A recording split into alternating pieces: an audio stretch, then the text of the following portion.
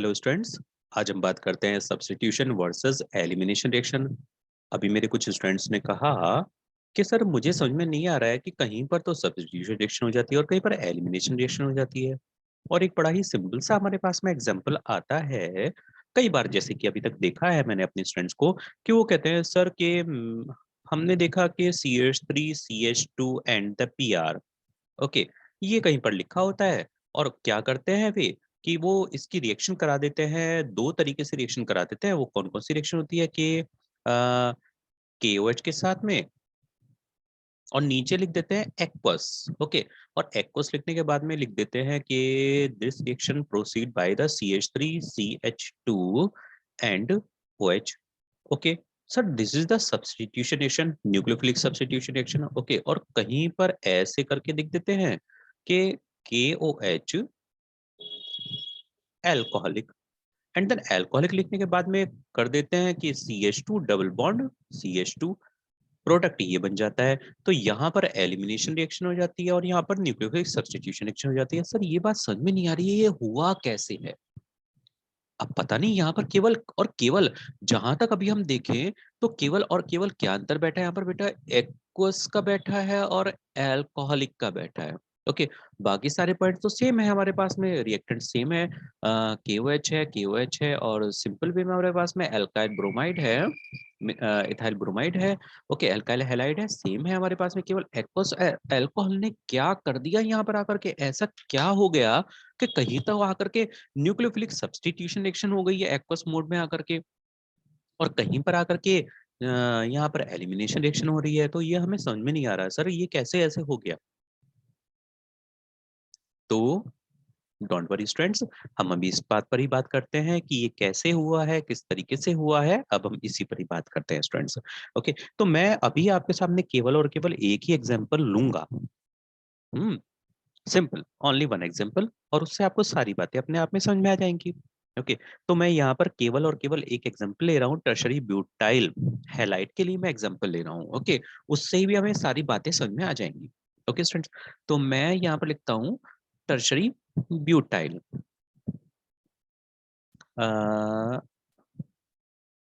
केवल मैं एक ही एग्जांपल ले रहा हूँ, उसके बाद में आपको अपने आप समझ में आ जाएगा कि यहाँ पर ऐसा क्यों हुआ है। Okay students, H H and H, and here also C H H and H, and then bond X। Okay students, ये मैंने लिया टर्शरी ब्यूटाइल 3 डिग्री। जैसे कि आपको पता ही है कि हम इसको ऐसे भी लिख सकते हैं CH3 bond CH3 bond CH3 bond X। Okay, हम ऐसे भी नोट कर सकते हैं, इसको हम 3 डिग्री एल्काइल हैलाइड कहेंगे इसको स्टूडेंट्स। तो हम इसे ऐसे भी नोट कर सकते हैं। वेल, आपको समझ में आ चुका होगा अब तक कि मैंने इसको ऐसे क्यों लिखा है। एंड नाउ, हाँ, तो हम बात करते हैं यहाँ की। तो यहाँ पर इस केस में जैसे कि स्टूडेंट्स वी नो कि हमेशा की तरह एक ही पॉइंट हमारे पास में बार बार आता है। क्या आता है कि एल्काइल हैलाइड है और इससे क्या हुआ कि इस पर डेल्टा नेगेटिव चार्ज आ गया और इस पर डेल्टा पॉजिटिव चार्ज आ चुका है। एंड फर्दर मोर, इसके बाद में क्या होता है, क्या होता है कि यहाँ से भी इलेक्ट्रॉन डोनेट हो रहे हैं और यहाँ से भी इलेक्ट्रॉन डोनेट किए जा रहे हैं, यहाँ से भी किए जा रहे हैं इंडक्टिव इफेक्ट के थ्रू। और इस वजह से क्या हुआ कि जो हमारे पास में कार्बन है, ये हमारे पास में कौन सा कार्बन है? ये कहलाता है अल्फा कार्बन। ओके, तो ये तो हो गया alpha carbon, and this is beta carbon, this is beta carbon, and this is beta carbon. Okay students, तो यहाँ पर हमारे पास में ये अल्फा कार्बन है जिस पर पॉजिटिव इंडक्टिव इफेक्ट आ चुका है। और अगर हम औरों की बात करें तो जैसे कि हमने इंडक्टिव इफेक्ट को पहले भी पढ़ा हुआ है ना, तो यहाँ पर इंडक्टिव इफेक्ट थोड़ा सा कम हो जाता है। इस वाले बीटा कार्बन पर इंडक्टिव इफेक्ट कम हो जाता है और डबल डेल्टा पॉजिटिव चार्ज आ जाता है। यहाँ पर भी क्या है? डबल डेल्टा पॉजिटिव चार्ज आ जाता है इस कार्बन पर। ओके, और इस कार्बन पे डबल डेल्टा पॉजिटिव चार्ज आ जाता है।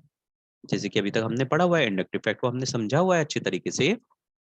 तो इंडक्टिव इफेक्ट के थ्रू क्या हुआ, यहाँ पर थोड़ा कम, यहाँ पर और थोड़ा कम, यहाँ पर और थोड़ा कम, मतलब इस तरीके से इसकी जगह पर यहाँ पर भी, यहाँ और यहाँ बराबर बराबर, बिल्कुल, क्योंकि क्या है कि ये बीटा कार्बन है, तो बीटा कार्बन पर और कम, थोड़ा सा कम, हल्का सा पॉजिटिव चार्ज हो जाता है। ओके, तो क्या हुआ कि इधर इंडक्टिव इफेक्ट इस तरीके से काम कर रहा है।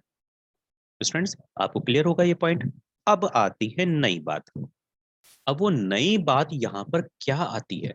वो नई बात ये आती है यहाँ पर कि अब यहाँ पर हमें, जैसे कि अभी हम बात कर रहे हैं कि सब्स्टिट्यूशन की बात कर रहे हैं और एलिमिनेशन की बात कर रहे हैं, तो यहाँ पर सब्स्टिट्यूशन, न्यूक्लियोफिलिक सब्स्टिट्यूशन रिएक्शन और एलिमिनेशन, ये यहाँ पर जैसे हो रही है, ये ऐसे कैसे हो रही है? तो अभी हमने देखा स्टूडेंट्स कि यहाँ पर कुछ ऐसा कुछ लिखा हुआ है कि AQ और अल्कोहल, इसका मतलब क्या हुआ कि सॉल्वेंट का कुछ ना कुछ किया धरा है यहाँ पर, सॉल्वेंट यहाँ पर यूज किए गए हैं, सॉल्वेंट का मतलब कुछ ना कुछ तो किया गया है यहाँ पर। ओके, तो यही हमें पॉइंट पकड़ना है कि यहाँ पर हमने क्या किया, यहाँ पर सॉल्वेंट का ही यूज करना है। अगर हमने एक अच्छा सॉल्वेंट लाइक दैट कि जो कि आयोनाइजिंग सॉल्वेंट है, आयोनाइजिंग सॉल्वेंट जिस जो कि पोलर प्रोटिक सॉल्वेंट है, ओके, जो कि अभी हमने पीछे वाली वीडियो में बात की थी, जब हमने SN1 और SN2 के लिए फैक्टर अफेक्टिंग की बात की थी, तो हमने बात किया था इस बारे में कि हमें क्या करना है, यहाँ पर पोलर प्रोटिक सॉल्वेंट लेना है, जो कि क्या करेंगे, इसको आयोनाइज कर देंगे, है ना। तो यहाँ पर अगर हमने आयोनाइजिंग सॉल्वेंट ले लिया है स्टूडेंट्स, तो मैं ऐसे ही करके यहाँ पर नोट कर देता हूँ कि ionizing solvent, ionizing solvent, okay, तो जो आयोनाइज कर सके सॉल्वेंट, यानी कि पोलर प्रोटिक सॉल्वेंट्स, ओके, जो कि इसके चारों ओर आकर के इसको सेपरेट कर सके और इसे पॉजिटिव चार्ज में कन्वर्ट कर सके, अगर ऐसा कुछ होता है तो क्या होगा, यहाँ पर आकर के एज वी नो कि यहाँ पर बन जाएगा हमारे पास में कार्बोकेटाइन बन जाएगा CH3 and the CH3 and it get the positive charge, और यहाँ पर क्या जाएगा, पॉजिटिव चार्ज आ जाएगा स्टूडेंट्स। अब क्या होगा कि यहाँ पर negatively charge species, negatively charge species, ध्यान करिए मैंने वर्ड्स क्या कहे हैं, नेगेटिवली चार्ज स्पीसीज, ओके, तो वो नेगेटिवली चार्ज स्पीसीज या इलेक्ट्रॉन डेंसिटी रखे हुए क्या करेंगे, वो यहाँ पर आकर के इजीली अटैक कर सकते हैं, और क्या होगा, न्यूक्लियोफिलिक सब्स्टिट्यूशन रिएक्शन हो जाएगी, और हमारे पास में क्या बन करके आ जाएगा, हमारे पास में हमारा प्रोडक्ट बन करके आ जाएगा,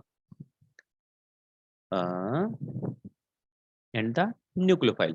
न्यूक्लियोफाइल जो भी हमारे पास में है, जो भी इससे अच्छा बॉन्ड बना सकता है, स्टेबल बॉन्ड बना सकता है, और आयोनाइजिंग सॉल्वेंट की प्रेजेंस में, तो ये रिएक्शन हो रही है, और ये रिएक्शन, जैसे कि अभी हमें पता लग रहा है कि ये रिएक्शन कौन सी रिएक्शन हो रही है, ये रिएक्शन हो रही है सब्स्टिट्यूशन रिएक्शन, एक आयोनाइजिंग सॉल्वेंट की प्रेजेंस में। आयोनाइजिंग सॉल्वेंट, जैसे कि हम कह सकते हैं आयोनाइजिंग सॉल्वेंट क्या हो सकता है, आयोनाइजिंग सॉल्वेंट हो सकता है लाइक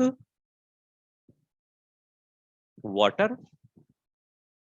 वाटर हो सकता है, ओके, तो वाटर भी इस काम में हो सकता है। देन, तो इस टाइप की रिएक्शन हमें पता लग रहा है कौन सी हो रही है, SN न्यूक्लियोफिलिक सब्स्टिट्यूशन रिएक्शन, और अगर मैं इसको पर्टिकुलरली शो करूँ तो this is SN1 type reaction, okay, क्योंकि यहाँ पर क्या हुआ, आयोनाइजिंग सॉल्वेंट ने इसको सेपरेट कर दिया, जैसे कि अभी हमने पीछे पढ़ा था, हमने समझा था कि न्यूक्लियोफिलिक सब्स्टिट्यूशन रिएक्शन कैसे होती है, SN1 या SN2 टाइप कैसे होती है, ओके, तो हमें यहाँ पर ये बात पता लग गई कि इस तरीके से SN1 टाइप रिएक्शन या न्यूक्लियोफिलिक सब्स्टिट्यूशन रिएक्शन हो रही है। अब दूसरा पॉइंट आता है, हम इसमें आयनाइजिंग करवाएं ही ना, कोई जरूरी है कि हम इसमें आयनाइजिंग करवाएं? हम तो नहीं करवाते आयनाइजिंग, ओके, तो हमें फिर भी एक सॉल्वेंट, एक रिएक्शन को करवाने के लिए एक मीडियम की तो आवश्यकता होगी होगी। हमने क्या किया यहाँ पर, हमने एक सॉल्वेंट तो लिया, लेकिन लेस आयनाइजिंग सॉल्वेंट लिया, तो हम यहाँ पर बात करेंगे क्या, लेस आयोनाइजिंग सॉल्वेंट, तो हमने यहाँ पर लेस आयनाइजिंग सॉल्वेंट की बात की है। अब लेस आयनाइजिंग सॉल्वेंट हमारे पास में बहुत सारे हैं तो हम इसमें कोई सा भी ले सकते हैं, जैसे कि मैं आपको एक बार और अलग से बता दूंगा कि कौन से प्रोटिक होते हैं, कौन से अप्रोटिक होते हैं, कौन से आयनाइजिंग, कौन से लेस आयनाइजिंग सॉल्वेंट्स होते हैं, मैं उनके बारे में बता दूंगा आपको। लाइक दैट हमने यहाँ पर कुछ भी ले सकता है, लाइक दैट C2H5OH एल्कोहलिक ले सकते हैं। लाइक हमने यहाँ पर एल्कोहल ले लिया है, ओके, ये लेस आयनाइजिंग सॉल्वेंट है, हालांकि ये प्रोटिक सॉल्वेंट है लेकिन लेस आयनाइजिंग है, ओके। वाटर हाईली प्रोटिक है और इसका डाइलेक्ट्रिक कांस्टेंट भी बहुत ज्यादा होता है, इसका डाइलेक्ट्रिक कांस्टेंट बहुत कम होता है, ओके। तो इस वजह से क्या हुआ, ये बहुत तेजी से आयनाइजिंग कर देगा लेकिन ये आयनाइज एकदम से नहीं कर पाएगा, ओके स्टूडेंट्स। हमें यही बात पकड़नी थी केवल कि यहाँ पर क्या है, ये एकदम से आयनाइजिंग नहीं कर पाएगा। तो अब क्या होता है, अब हमारा मेन पॉइंट आता है, यहाँ पर आयोनाइजिंग नहीं कर पाएगा तो क्या होगा। अब नेक्स्ट पॉइंट स्टूडेंट्स, कि मैं यहाँ पर नोट करता हूँ C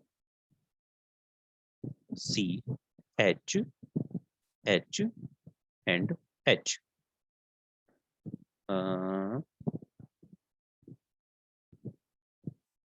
C H H and H, and then C H H and H, okay students. और यहाँ पर हमारे पास में क्या है, यहाँ पर हमारे पास में है एक्स, जैसे कि ये था। तो लेस आयनाइजिंग सॉल्वेंट तो इसका आयनाइजेशन नहीं करेगा, अब नहीं करेगा।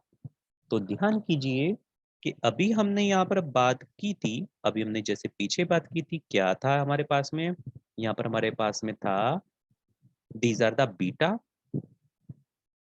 And beta, this is alpha and this is beta, okay.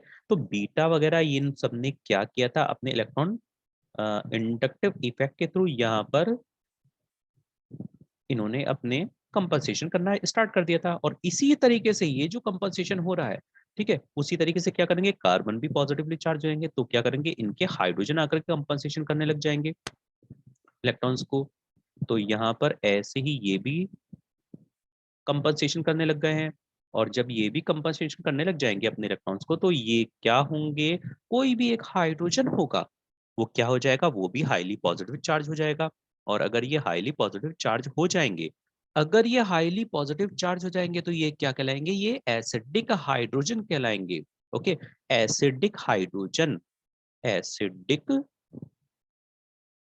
Hydrogen, okay. तो ये क्या कहलाएंगे, ये एसिडिक हाइड्रोजन कहलाएंगे, ये सभी क्या हैं, ये एसिडिक हाइड्रोजन कहलाएंगे। क्यों, क्योंकि ये क्या हो गए, ये हाईली पॉजिटिव चार्ज हो चुके हैं, ये और ये सभी एसिडिक हाइड्रोजन कहलाएंगे स्टूडेंट्स, ओके। तो अब एसिडिक हाइड्रोजन अगर ये कहलाएंगे स्टूडेंट्स, तो सीधी सी बात है, अब हम दूसरे पॉइंट पर आते हैं। हमने यहाँ पर आयोनाइजिंग तो नहीं की है, और जैसे कि अभी हमने पीछे पढ़ा था SN1 और SN2 टाइप रिएक्शंस पर, है ना, SN1 और SN2 टाइप रिएक्शंस पर, जैसे कि स्टूडेंट्स अभी हमने पढ़ा था कि क्या हुआ था, कि न्यूक्लियोफाइल आकर के यहाँ पर अटैक बिल्कुल नहीं कर पा रहा है। न्यूक्लियोफाइल यहाँ पर आकर के अटैक अल्फा कार्बन पर न्यूक्लियोफाइल आकर के यहाँ पर अटैक नहीं कर पा रहा था। क्यों नहीं कर पा रहा था, नहीं कर पा रहा था, क्यों नहीं कर पा रहा था, क्योंकि यहाँ पर क्या है, बल्कि ग्रुप्स हैं, और बल्कि ग्रुप्स हैं, इंडक्टिव इफेक्ट है यहाँ पर, हाईली पॉजिटिव चार्ज अपने आप ही यहाँ पर जो पॉजिटिव चार्ज था वो अपने आप ही डिक्रीज हो जाएगा जितना भी था, ठीक है, इंडक्टिव इफेक्ट के थ्रू। और यहाँ पर इंडक्टिव इफेक्ट के अलावा यहाँ पर हमारे पास में स्टेरिक इफेक्ट भी आ चुका था, और इस वजह से कोई भी एक न्यूक्लियोफाइल यहाँ पर अटैक नहीं कर पा रहा था, ओके। तो स्टूडेंट्स यहीं पर वही वाली बात आ जाती है कि यहाँ पर कोई न्यूक्लियोफाइल अगर के अटैक नहीं कर पाता है तो क्या होगा फिर आकर के, तो वो जो न्यूक्लियोफाइल है जिसको हम न्यूक्लियोफाइल कह रहे हैं, यानी कि नेगेटिवली चार्ज स्पीसीज जिसे हम कह रहे हैं, ओके, तो वो क्या हो जाएगी, अब हम उसे एक एज अ बेस नोट करेंगे, ओके। क्या हम करेंगे, उसे एज अ बेस नोट करेंगे, बेस, ओके। तो न्यूक्लियोफाइल और बेस दोनों एक ही चीज है, दोनों ही निगेटिवली चार्ज स्पीसीज है। जैसे कि मैंने अभी आपसे कहा था, पहले कहा था, न्यूक्लियोफाइल का मतलब है निगेटिवली चार्ज स्पीसीज। तो यहाँ पर भी क्या है, ये भी निगेटिवली चार्ज स्पीसीज है, ये भी निगेटिवली चार्ज स्पीसीज है, लेकिन एक्ट कौन क्या कर रहा है, मेन बात इस पर आ रही है। यहाँ पर एक न्यूक्लियोफाइल की तरीके से कोई निगेटिव चार्ज स्पीसीज काम कर रही है, क्यों, क्योंकि यहाँ पर कार्बन से अटैच हो रही है डायरेक्टली। तो जो भी निगेटिवली चार्ज स्पीसीज कार्बन से अटैच होती है और बॉन्ड बनाती है, that is the nucleophile, okay. अब यहाँ पर क्या है, कार्बन से अटैच नहीं हो पा रही है, लेकिन ये सभी क्या है, ये एसिडिक हाइड्रोजन हो चुके हैं। और एसिडिक हाइड्रोजन होने पर क्या हुआ कि यहाँ पर नहीं आ पा रही है, और आयोनाइजिंग सॉल्वेंट हमारे पास में लेस आयोनाइजिंग है, तो आयोनाइजेशन यहाँ से नहीं हो पा रहा है। यहाँ पर पहले ही आयोनाइजेशन हो चुका है, न्यूक्लियोफाइल ने बाद में आकर के अटैक किया, क्योंकि हाईली पॉजिटिव कार्बन मिल गया। यहाँ पर कार्बन के पास तक ये नहीं पहुंच पा रहे हैं, सभी एज इट इज बिल्कुल सेम है, सब कुछ कंडीशन हमारे पास में सेम है, सेम बिल्कुल सेम है। लेकिन यहाँ पर क्या हुआ, यहाँ पर न्यूक्लियोफाइल इजीली पहुंच गया, क्योंकि हमने पहले आयोनाइज कर दिया इसे, आयोनाइजिंग सॉल्वेंट। ठीक है, यहाँ पर क्या हुआ, लेस आयोनाइजिंग सॉल्वेंट का यूज किया है, और इससे क्या हुआ कि यहाँ पर जो निगेटिवली चार्ज स्पीसीज थी, जिसको कि हमने न्यूक्लियोफाइल कहा था इस केस में, वो कार्बन से अटैच हो रही थी, ये क्या करेगी, ये जो हाइड्रोजन्स हैं, जो कि एसिडिक हाइड्रोजन हो चुके हैं, यानी कि पॉजिटिवली चार्ज हो चुके हैं, ये इन पर आकर के अटैक करेगी। ओके, और अब इस केस में हम इसे कहेंगे बेस। हम इसे बेस इस वजह से कहेंगे, क्यों, क्योंकि ये हाइड्रोजन यानी कि H positive, it mean proton, proton को एक्सेप्ट करेगा। और हमें पता है आर्नियस कॉन्सेप्ट भी एंड ब्रॉन स्टेट कॉन्सेप्ट भी। तो ब्रॉन स्टेट एसिड्स हमने पढ़े हुए हैं, एसिड के सीरीज हमारे पास में है, एक अच्छे ब्रॉन स्टेट एसिड्स हमें पता है। तो जो वीक ब्रॉन स्टेट एसिड्स हैं, उनके कॉन्जुकेटेड बेस स्ट्रॉन्ग होते हैं। तो वो क्या होंगे, वो स्ट्रॉन्ग बेस होंगे, वो आकर के यहाँ पर इफेक्ट डालेंगे, और इससे क्या होगा, वापस ये प्रोटॉन को एक्सेप्ट करेंगे, और इनसे हमारे पास में बन करके आएगा HB। ये वीक एसिड के, वीक ब्रॉन स्टेट एसिड्स के कॉन्जुगेटेड बेस हैं। तो ये स्ट्रॉन्ग बेस हो गए हैं, और फिर क्या होगा, ये हाइड्रोजन को एक्सेप्ट कर लेंगे। यहाँ पर हाइड्रोजन को एक्सेप्ट किया है, और यहाँ पर कार्बन से अटैच हुआ है। ओके, तो निगेटिवली चार्ज स्पीसीज जहाँ पर कार्बन से अटैच हो रही है, वो क्या होंगे, वो वहां पर न्यूक्लियोफाइल का काम कर रहे हैं, और यहाँ पर किससे अटैच हो रहे हैं, यहाँ पर हाइड्रोजन से अटैच हो रहे हैं। तो ये किसका काम कर रहे हैं, it acts like a base. और यहाँ पर ये बेस का काम कर रहे हैं, और वापस क्या बनाया इन्होंने, एक एसिड प्रिपेयर कर दिया है। ओके स्टूडेंट्स, तो यहाँ पर एसिड प्रिपेयर कर दिया। अब इससे क्या हुआ हमारे पास में, यहाँ पर हमारे पास में एक नई स्पीसीज बन करके आई। वो क्या स्पीसीज बन करके आई है कि अब जैसे किसने यहाँ पर अटैक कर लिया, तो इलेक्ट्रॉन्स जो थे वो कार्बन के पास में वापस चले गए हैं। अब इससे क्या हुआ, HB हमारे पास में यहाँ से निकल चुका है, और फिर क्या होता है हमारे पास में, CH2 with electron pairs C, this is, and CH3 and CH3 and then bond X। Okay, तो इस तरीके से ये हमारे पास में ये स्पीसीज आ जाती है, और इस पर क्या आ जाता है, एक नेगेटिव चार्ज आ जाता है। एंड एज वी नो कि इंडक्टिव इफेक्ट इसकी तरफ लग ही रहा है, अपनी तरफ इंडक्टिव इफेक्ट लग ही रहा है ऑलरेडी। अब क्या होता है, जैसे कि ये एक कार्बन आयन है, और नेगेटिवली चार्ज स्पीसीज के अंदर हमेशा रेजोनेंस होता ही होता है। तो यहाँ पर क्या होगा, यहाँ पर भी रेजोनेंस होगा, और फिर रेजोनेंस अगर होगा तो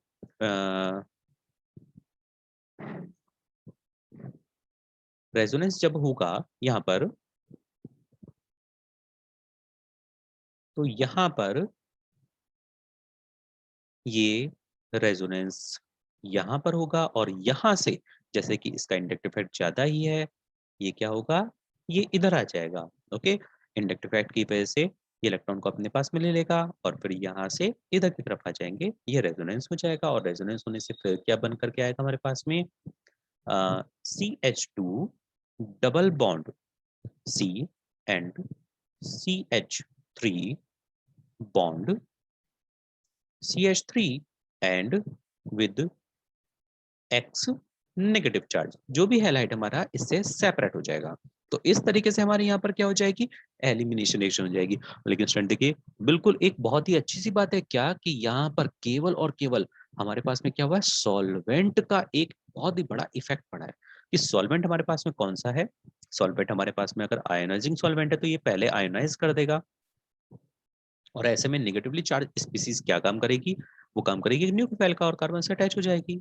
और अगर हम इसे ना करवाएं, हम इसे आयोनाइज ना करवाएं, और आयनाइजेशन सॉल्वेंट हम बहुत ही वीक ले लें इस मामले में, तो क्या करेगा, ये जो हाइड्रोजन है इसके यहाँ यहाँ और यहाँ पर, ये जो है ये अल्फा बीटा जो हाइड्रोजन्स हैं, ओके, तो ये क्या होंगे, ये हाईली पॉजिटिव चार्ज हो जाएंगे और एसिडिक हो जाएंगे।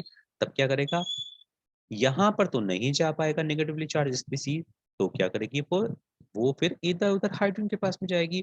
और यहाँ पर अगर वो हाइड्रोजन को एक्सेप्ट करती है, यानी कि प्रोटॉन को एक्सेप्ट करती है, तो सीधी बात है प्रोटॉन को एक्सेप्ट करने वाला क्या होता है, ब्रॉन्स्टेड एसिड होता है, सॉरी ब्रॉन्स्टेड बेस होता है प्रोटॉन को एक्सेप्ट करने वाला, और उसने क्या किया, वापस अपना एसिड प्रिपेयर कर लिया और फिर इसके अंदर रेजोनेंस हुआ और इस तरीके से एलिमिनेशन रिएक्शन हो गई। ओके स्टूडेंट्स, अब यहाँ पर बात आती है कि वो जो हमारे पास है बेस होना चाहिए, यानी कि नेगेटिवली चार्ज स्पीसीज होनी चाहिए। ओके, तो शर्त हमारी ये है, बिल्कुल बहुत ही स्ट्रिक्ट वे में ये बात कही गई है, और मैं भी इस बात को कहूंगा कि ये जो बेस होना है हमारे पास में, ये जो बेस होना है हमारे पास में, ओके, ये स्ट्रॉन्ग बेस होना है। और स्ट्रॉन्ग बेस कौन सा होता है, एज वी नो, हमें पता है स्ट्रॉन्ग बेस कौन सा होता है, कॉन्जुकेटेड बेस होता है ऑफ द वीक एसिड। तो मैं यहाँ पर नोट कर देता हूँ, it should be conjugated base, conjugated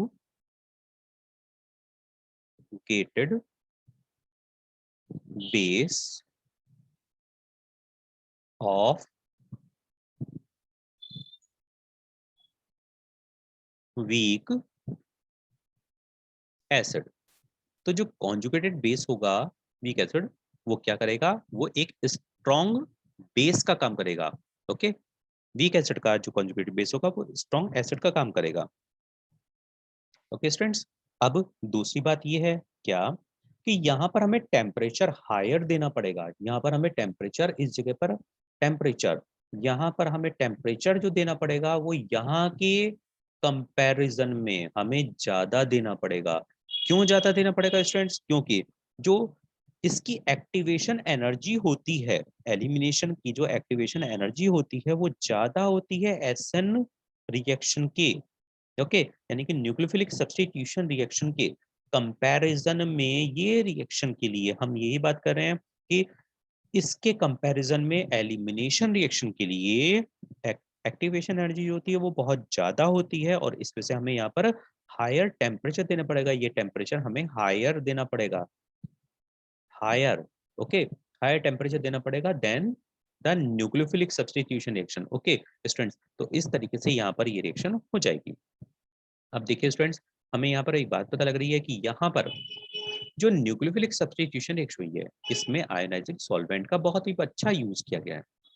okay, तो इससे क्या हुआ, इससे क्या बना, हमारा कार्बोकेटायन बनाया। तो टोटल जो रिएक्शन हुई है वो कौन सी हुई है रिएक्शन, यूनिमोलिकुलर सब्स्टिट्यूशन रिएक्शन हुई है।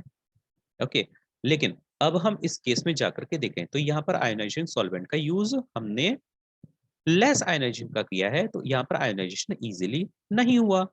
लेकिन फिर यहाँ पर क्या हुआ, एल्काइल हैलाइड के साथ में दूसरे मॉलिक्यूल की कंसंट्रेशन भी इस पर डिपेंड कर रही है, लेकिन एलिमिनेशन रिएक्शन तब भी हो रही है, तो हम इसे एलिमिनेशन तो कहेंगे कहेंगे, यानी कि यहाँ पर ये एलिमिनेशन रिएक्शन हो रही है, मैं इसे ई ही कहूंगा, एलिमिनेशन रिएक्शन ही कहूंगा।